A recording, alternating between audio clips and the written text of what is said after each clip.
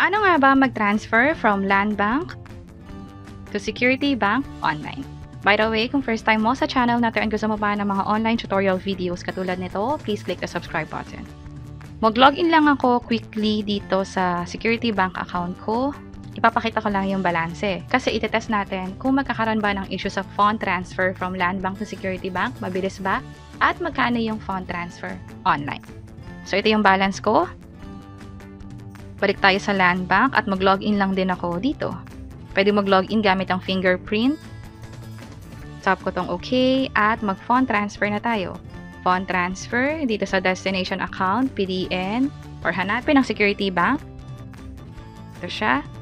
And then i-enter dito yung account number sa Security Bank, maging yung receiver name, or sino yung owner ng bank account na yon. Para sa mobile number at email address, optional lang naman to.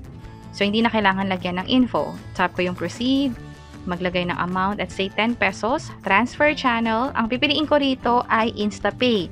Yung PesoNet kasi hindi real time, ibig sabihin pwedeng after few hours or after one day pa mapadala yung pera. Pero sa InstaPay, instant.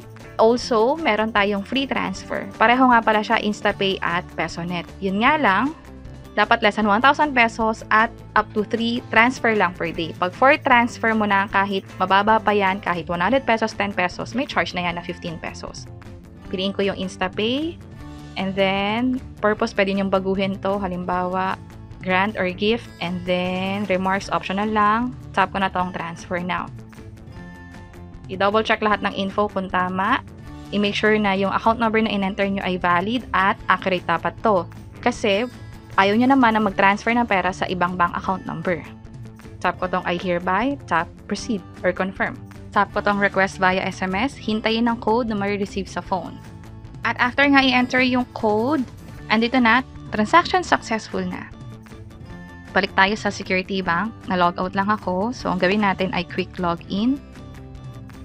At ito na, nadagdag na yung 10 pesos na transfer na yung perang tinransfer natin from Land Bank to Security Bank. Mabilis at pwedeng libre yung fund transfer. I-double check nyo na lang by the time na ginagawa nyo na rin to. Sana nakatulong tong video na to. See you sa mga next videos. Bye-bye!